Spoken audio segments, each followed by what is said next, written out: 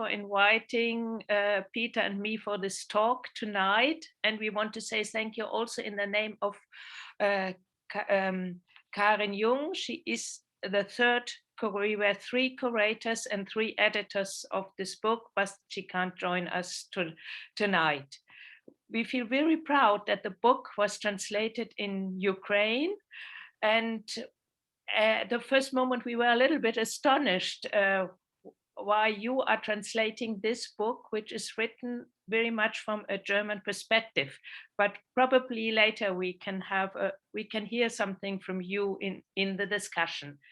We too want to speak tonight a little bit about the genesis of the book and why we did the book. But first of all, we did an exhibition on affordable housing under the title Alle wollen wohnen, sozial gerecht und fair.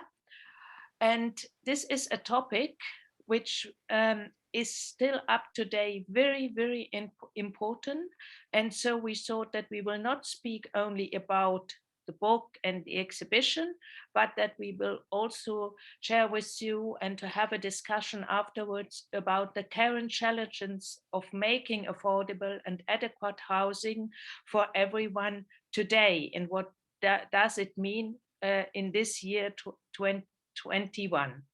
But before we start, we too would like to introduce ourselves, and especially the institution we are working for, which is called Baukultur, as you can see also on the slide. And Baukultur is a very, very German word. We learned that it can only hardly be translated in English. You often speak about building culture. So I would hand over now first to my colleague, Peter, because he is the director of the program of Baukultur. And probably you can explain a little bit what we understand, especially under this very difficult word, building culture or Baukultur. Thanks a lot, Ursula. Many thanks for the invitation today. I'm calling from Gelsenkirchen, a little city in the Ruhr region in Germany. And it's a pleasure for us to be a part of this evening, so thank you for this. My name is Peter Köddermann, Ursula said before, and I'm the managing director of Baukultur Nordrhein-Westphalia. I'm not sure if the translation of Baukultur is building culture, but I use this at this moment. When you have questions about it, you can ask it after if you want. But however, I think it needs a few sentences to explain it if you want. So the importance of building culture in our definition means that building culture deals with the qualification of buildings and with the appreciation of what is built. Building culture always deals with the demand for quality and awareness that our built environment must always have a social dimension. A social value, however, is constantly changing with the transformation of society itself and the changing framework conditions. The task to demands of building culture also change to the same extent. So the debate of building culture is therefore always linked to a very topical issue and task. Against this background, the following questions take a clear significance for building culture for us. First one is, what should or must our cities achieve in the future? The second question is, what answer does architecture offer to meet new spatial demands? And the third is, how must processes change if urban design and architectural development are to be visible as a qualified social value in the future? In this sense, building culture makes an independent contribution to development and mediation. It is always part of the confrontation with our built environment. At the same time, a large part of building culture work consists of acting as a moderator and in an exchange with those involved in research, planning and building, and with society as an address and user. This means development and questions and translating complexes, contents in such a way that they become understandable and comprehensible. Housing is a factor in building culture, a central factor. Housing as one of the basic needs is of central importance and occupies very topical issues in Germany. How can housing mutate into a development factor of inner cities again? What can and should housing mean in the neighborhood? What does qualified housing construction require today? Which housing typologies are future orientated and for whom and when? Who is building with or for whom? Many of these questions were the inspiration when we started the project Alle wollen wohnen, everyone wants to live, with our museum. And that was the beginning to think about how we can change and how can we inform for different things which are meant to housing in Germany. Ursula. Yeah, thank you, Peter. Before we start with the more in detail about the topic of the exhibition and the book, I just briefly want to say something about the Museum of Building Culture, which is part of the Baukultur Nordrhein-Westfalen. And as you see, we are not a normal museum. We are a mobile museum because we don't have a museum building. We don't have an exhibition space, and we are not collecting drawings, plans, or models, or even estates from architects.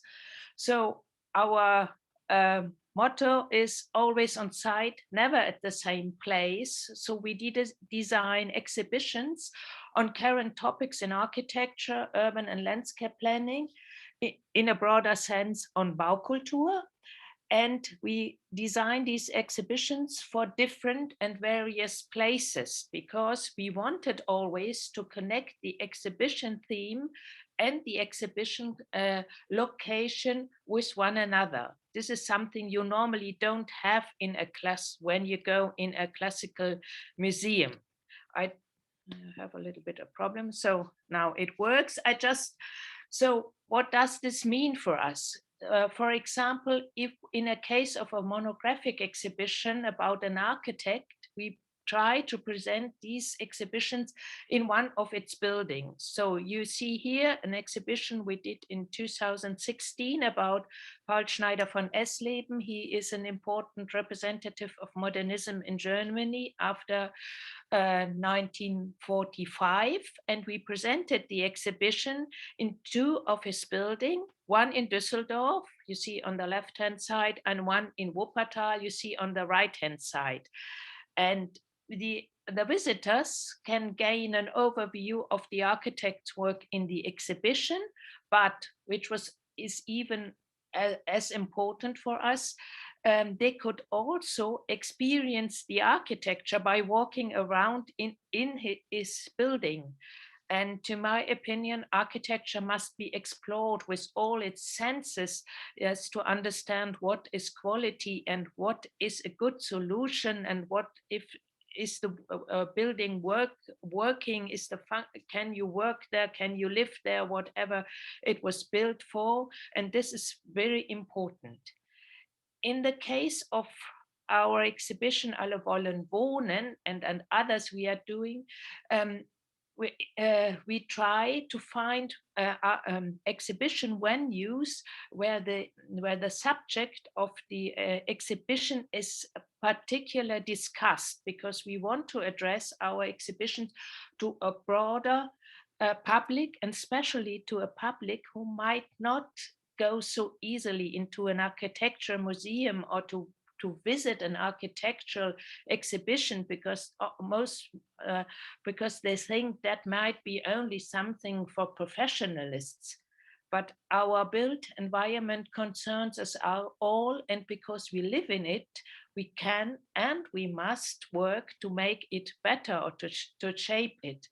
And that was one of also of the conditions when we started with the exhibition for affordable housing and everyone wants to live. Let's see, yes. First of all, please, I just want to say a few words why we thought about this topic, affordable houses. We started with thinking about an exhibition about this topic in the years 2014, 15. And it was not at this moment, it was just a question in Germany, but not so much discussed as it is today. Up to the turn of the millennium, there was enough housing in the medium-sized and large cities, but also in the metropolitan areas in the larger cities in Germany. And probably what you have to keep in mind, which is different in Germany than in most of the other countries in Europe, is that more than 50% of all Germans live for rent, mostly in rental apartments. This is a very important condition for the housing market. At the beginning of the decade of the 21st century, a strong urbanization process started almost unnoticed worldwide. In Germany too, the big cities and metropolitan areas, but also the medium-sized cities grew to an unpredictable rate. To this day, and this is not to this day, it is not only the so-called high income earners who were seeking for apartments in cities, but above all families, single persons and elderly who wants to manage their even getting more complicated lives and everyday lives in the city, and they prefer a life between individuality, diversity, and community. And that was the reason because suddenly everyone was speaking about affordable apartments, which we had a big lack of them. The situation is still made more difficult by two circumstances. Until the 1980s, Germany has a large stock of so-called social housing. These are apartments whose rent are not based on supply and demand on the market, but are consciously set below the market supply in order to provide affordable apartments for a broader section of population. A concept that was very successful in Germany just in the 1920s and then after the Second World War. From the 1918s onwards, many of these social housing lost their status as social housing, and with this also the control about the rent. In addition, many municipalities had hardly built apartments for years and left the housing market to private investors. Furthermore, many municipalities had irretrievably sold their own valuable building plots in order to fill their budgets. For a better understanding, you must know that in Germany, subsidized housing construction is in the responsibility of the municipalities and the cities, and each federal state set up its own funding program. So at the beginning of the new century in Germany, an increasingly dynamic debate developed onwards up today, not only about the question how to build affordable and mass housing, but also about the question how we want to live. That's what Peter also just addressed about one of the main things to think about building Baukultur. And this is also a question of new housing concepts. We will speak about this later more in detail. That was more or less a situation when we started to think about an exhibition about affordable houses. And we want to explain, on the one hand, the background for the current situation, and on the other hand, we also want to illustrate the changed social needs for living. Living, and as we say in Germany, our own four walls, is on the one hand a very deeply private thing, but also it's always over the centuries a mirror of social conditions. So when we started with the exhibition and to think how we can uh, arrange all these different topics for the exhibition, on the same time we started to look for an exhibition venue. This is always a very important point when we start with an exhibition, and we were looking around in the major cities of North Rhine-Westphalia, where we can probably find the place where new housing was built. And we found an interesting um, situation in Cologne. Cologne is the fourth largest city in Germany and the only city in North Rhine-Westphalia which has over 1 million inhabitants, and a city which is constantly growing. In the big cities and in all the cities, in the big cities especially, but in the medium-sized cities in Germany, you only have free building sites on so-called conversion areas. These are former railway or harbor areas or former commercial or industrial sites.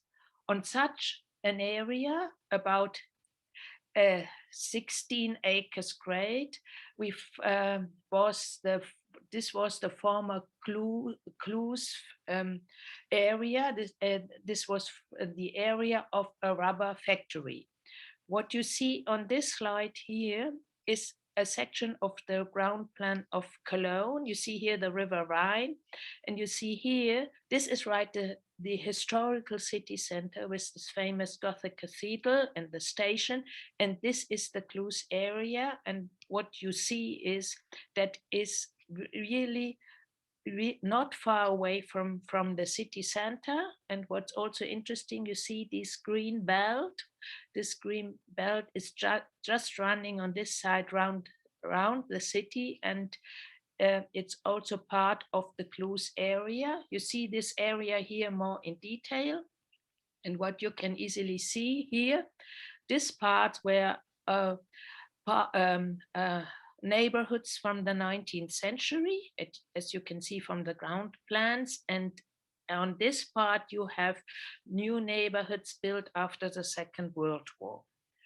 In this area, the city bought this area in 2012 to build up a new urban district, and they decided to keep 3 historical buildings just to have a sort of a memory to the old situation.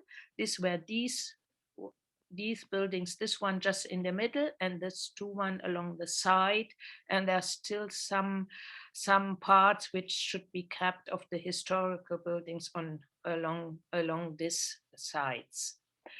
In these 3 historical buildings, they were left for standing as a reference to the history, and they were reserved primarily just for living, but also for working places and public spaces like restaurants.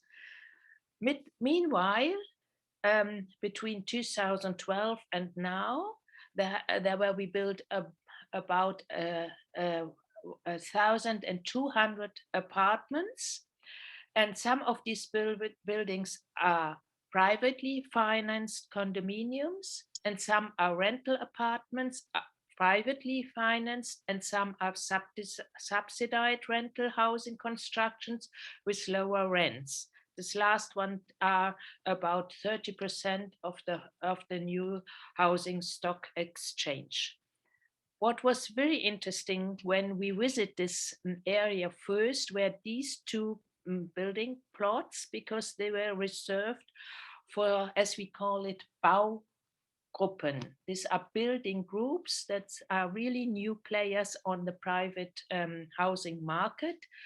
These building groups normally consist of a smaller group of people, often families, who come together to realize a construction project and to live later in the building. They build the building for their own purpose. And these assemblies received the building plot at more favorable conditions. They apply for this building sites with a concept which must include social engagement for the whole neighborhood and with an architect's design. So I now try to show you, I give you some impressions of the Clues area as it looks today. One of our colleagues was so kind to go there and take some new pictures. You see, this is the inside with one of the historical buildings, and what you easily can see, all the different building plots were built by different architectural firms and with different and for different owners. And here in the middle is one of these buildings, of these building groups. So what was very difficult when we start with the exhibition was the exhibition venue. And that's, you see here the building, how it looked like in 2014, when we decided to present the exhibition there, because we found it very interesting just to go in this more or less ruin. Today it looks like this, and this was the exhibition space, and that's how it looks today. But the Clues area was for us a real sort of laboratory, what the people can see and learn in the exhibition, what they can discuss, they could discover outside of this place. So that was the poster for the exhibition. I just want to run through very quickly to the main topics of the exhibition, because it's the book is very close to the structure of the exhibition.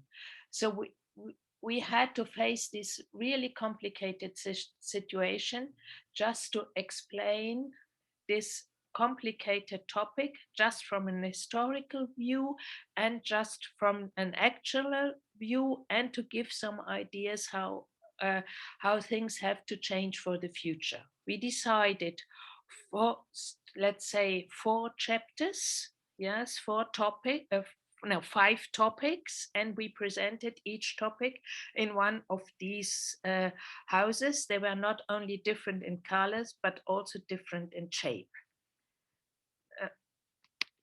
So we run through very quickly to the 5 thematics topics.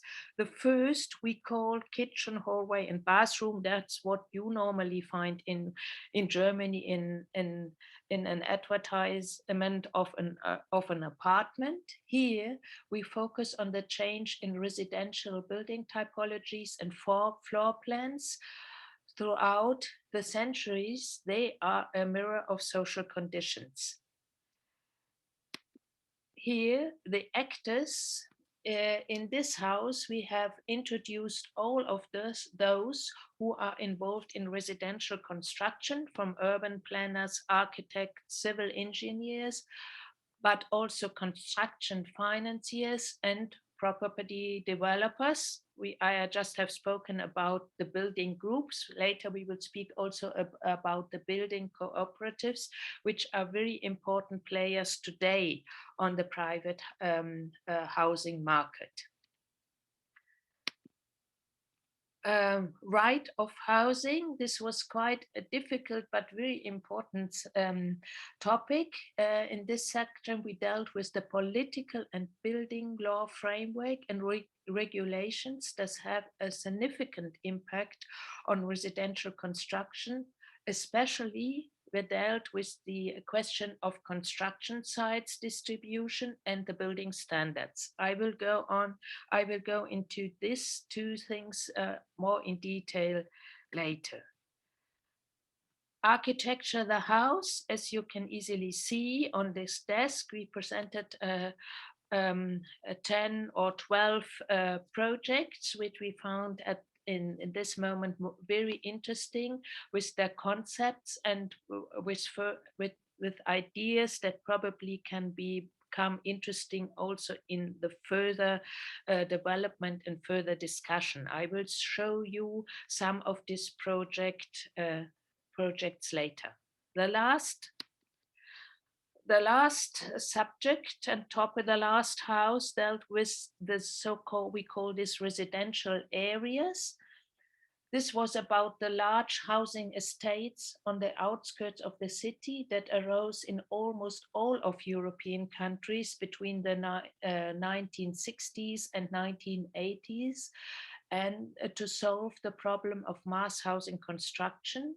And when they were built, these last settlements and satellite towns were considered innovative solutions under the heading of culture to density. But difficult building fabric, renovation backlog, and a one-sided social structure of the residents have turned these neighborhoods in the last recent years to very problematic districts. And for a long time, large parts of the quarters, especially the large apartment blocks, were considered to be demolished, to be the only solution to solve the problems. But in the meantime, there had become a rethinking of using this building substance because there is a lot of rare material and energy bound in them. And therefore, I just want to show you a very interesting and actual project which illustrate this turning point of thinking about this residential areas. Probably some of you might know it. Because it was honored with the Mies van der Rohe Award, which is the great European architectural award, and it is a big building apartment with 560 apartments in the park of Bordeaux. And it was turned out by the French-based architectural firm Lacaton Vassal. And the owner of this building apartment, first of all, want to destroy it and ask the architects to build a new one. And they said, no, let's think if we can use the structure of the building and change it. And they had a very clever and simple idea. They extended each apartment by a sort of winter garden, as you see here. They closed the winter garden with a very simple and polycarbonate facade. And before this winter garden, on all the floors are running a small balcony. So that means that the apartments were gaining more living spaces, which they can use more or less during the whole time of the year. They got more light inside, and the winter garden is just working like a sort of energetic buffer zone. And what was also very important, the residents could stay in their apartments during the renovation. And if someone of you have time, there is an interesting film about the Grand Parc Bordeaux on YouTube, and then you can see all the people, and they are all very enthusiastic about their new homes. And what is also very important about this residential areas, they often have a lot of greenery around each apartment, and because renovation of the apartment was less expensive than the demolition and the building a new one, La Carton Vassal were able to spend the money they saved just in upgrading the new surrounding for this apartment. So this was a very, very quick and rough run through to the our exhibition. And when you have a look at the book, you can easily see that we take over the structure from the exhibition to the book because of the great success of the exhibition. We did the book afterwards, after the exhibition. So that's why you have also this very short and small text and a lot of photographs in the book. And for the book, we asked some experts later on to give some short statements or some supplements to topics, which seem to us very important for the further and ongoing discussion. And that's what I want to do now, just to speak about 4 points which we think are very important when we speak about the current challenges of affordable houses just up in 21. So as I just mentioned, important are the players on the housing market. And in Germany, a very important role were playing the so-called housing associations in the 20th century. Many of these housing associations are under the auspices of local authorities, and particular important where of these housing associations were the so-called non-profit housing associations, which built housing, mass housing, with the support of the government. This was the case in the 1920s when they realized low-cost mass housing constructions. You see 2 of the very famous in Germany. The one is the Römerstadt in Frankfurt by Ernst May, and the other one is the Hufeisensiedlung in Berlin by the Taut brothers. And some of these mass housing areas from the 1920s are today in Germany part of the World Cultural Heritage. But there was a big change in Germany in the 1980s onwards, because many municipalities sold their housing associations and withdrew almost entirely their state-subsidized housing constructions. That was because in the 80s in Germany, one thought there is no need for, we don't have to build any more housings because the population is shrinking. Everybody was speaking about shrinking of housing, shrinking of cities. But it was completely the other way around, because the population of Germany was not shrinking in the years after 2010 because it was growing because of migration and because of the new trend that more and more people move from the outskirts and the surroundings back into the city centers of the big cities.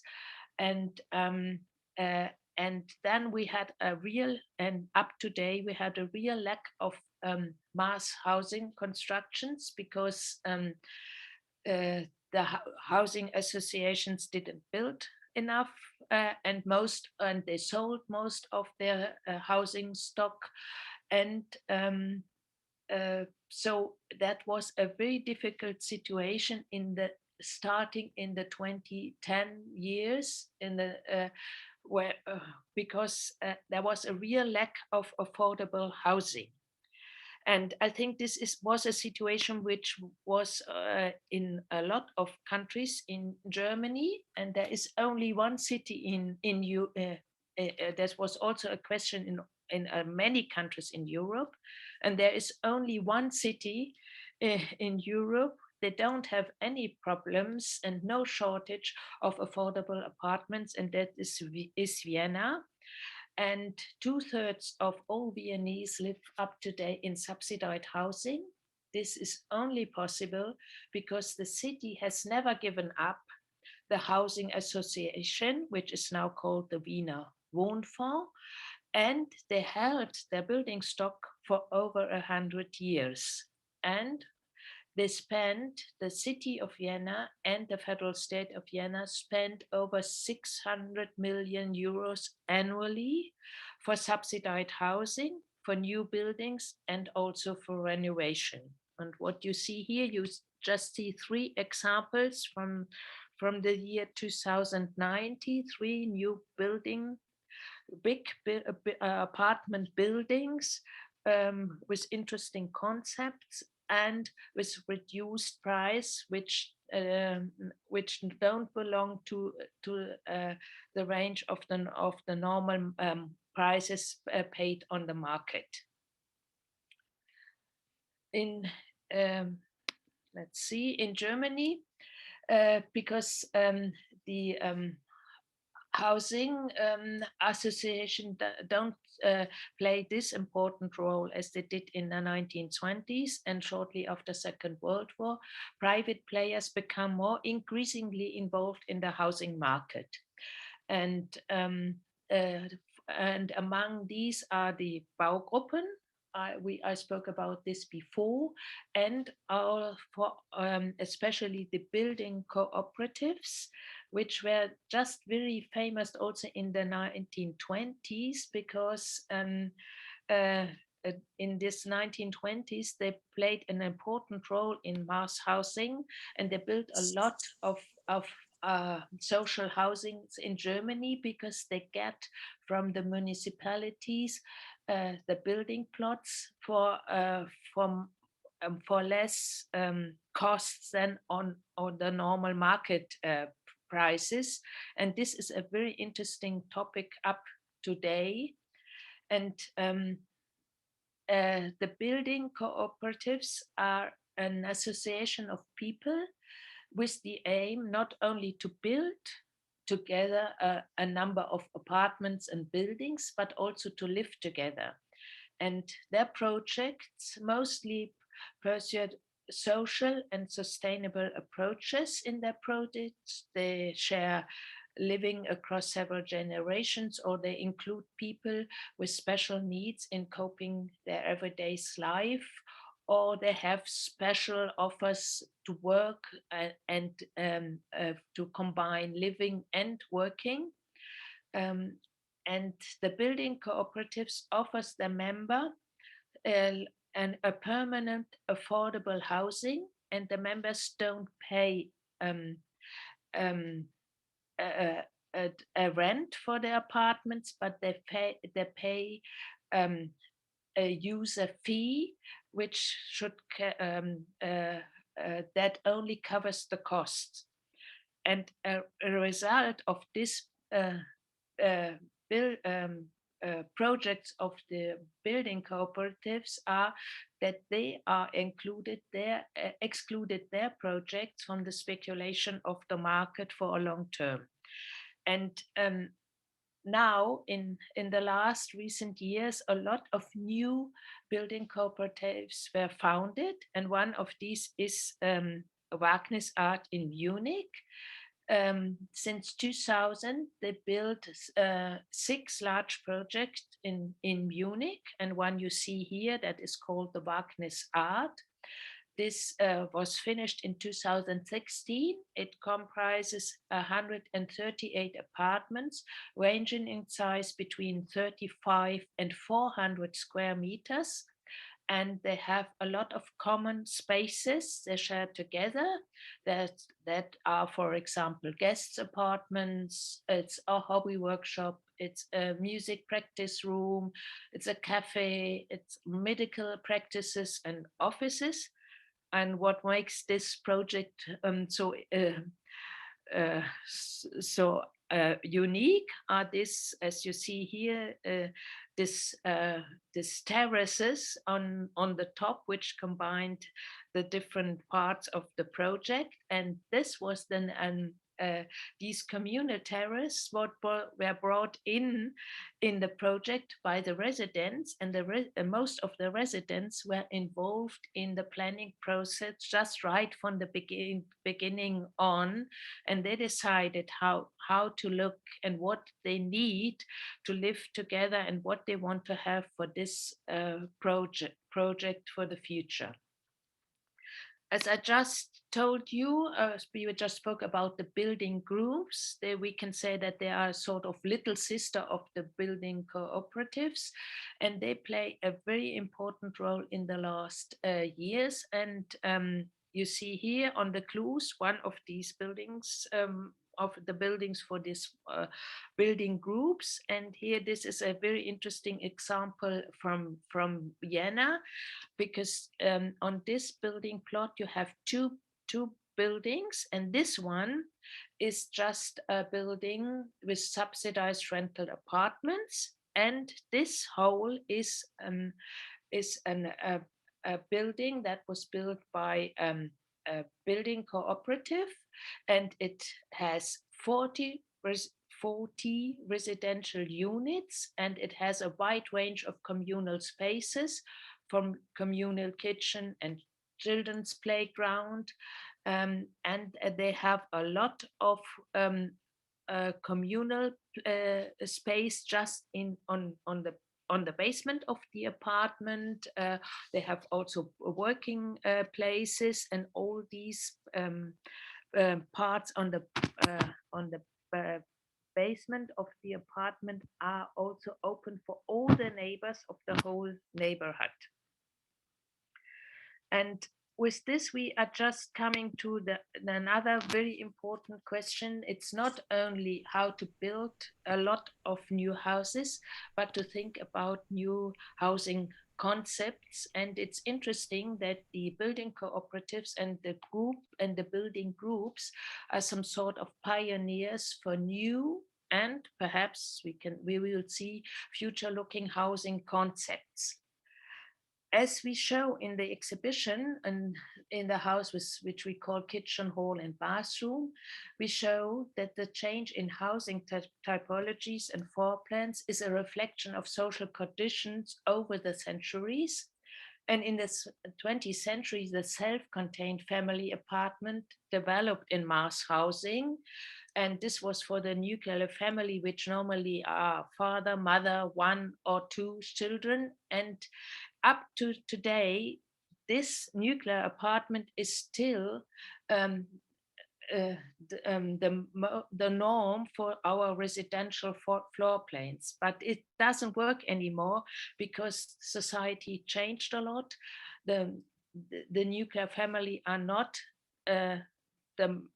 the major of the inhabitants on the market. As you can, even if you can't understand German, you can easily understand these two drawings. You can see the development. You see that the single households are growing, and that the households with of families are shrinking. It's all this light gray parts. Then you have a large section of couples, but without children. You easily understand, I think, this picture. And this is very important to think also about new forms of apartments and ground, and also to manage new ground plans. One interesting example also in Vienna is here. I was too quick. Sorry, I have to go back. So it's to think first of all about small apartments, micro apartments, and they experiment with mobile elements to so you have the chance to have different varieties of to separate these apartments. And the other big question is that, yes, you can easily see from the drawing, the private space everyone of us is using in our houses is increasingly enormous. In 1950, everyone has about 15 square meters, and today we about 47. And in Switzerland, everyone has an average of 50 square meters. So if the building plots getting so rare, so expensive in the cities, we have to think about other forms of ground plants and living together. And in Switzerland, there's an interesting idea. They're experimenting with so-called cluster apartments. So you have private units, and between the private units, you have a lot of uh, communal space. You see here in a project in Zurich by Duplex Architects, and it's the first building where in the whole building you have these cluster um, uh, plans. You have this smaller units, and they have 5 to 6 units on each floor, and the floor and the whole floors and are about 320 to 400 square meters, and in between are these common zones. These new cluster apartments are interesting because you have a mixture of privacy and uh, to share your life and to live in community. But these cluster apartments require new rental and management models, and that's probably the reason why at the moment they are only realized by building cooperatives or building groups, and not so much by others uh, and private players in the market. So uh, another very important thing is to think that uh, you have also a social mix of people in a neighborhood. That's why we discuss in Germany to have a sort of percentage of buildings where the rent is under the market level. As I told you in the clues, it was 30%. So, and you see here 2 examples from Münster. So in these buildings, you have for, uh, apartments with reduced costs, and apartments which are privately financed in the same block. And in this apartment, you have the apartments which are with less costs on the street side, and you have the privately financed apartments on the side to the park. But the municipalities now understood that it's very important for the future to have mixed social, to have all different kinds of people in a neighborhood, to have a more vivid and livid neighborhood, which is also a mirror of the society of a city. So I have to look to the clock and run a little bit earlier to my. I'm nearly finished with my explanations of besides the ideas of giving the building plots, which are very rare in the cities, to also for good concepts for housing. Another big question is how to keep the building standards. In Germany, they are very high, and that's why a lot of building cooperatives and building groups thinks how they can uh, build the neighborhoods with less standard, to make it a little bit uh, not so expensive, to reduce the costs. And I show you here and this was a building group in Berlin, and I just was, yes, they reduced their costs by a very simple construction. It's a reinforced concrete structure and with a modular wooden facade, and everyone was able to build by themselves the interior design of the apartment, and that was up to the private budgets of the owners. I'm sorry, I don't have a picture, but it was a very important is that the main staircase which runs through the whole building is open and not closed. That saves also a lot of costs. And I show you another very interesting do-it-yourself construction. It was built during the International Building Exhibition in Hamburg in 2013. This was an architectural firm from Aachen, and they had the idea just to build this basic framework you see here, and they were inspired by Le Corbusier's Maison Domino.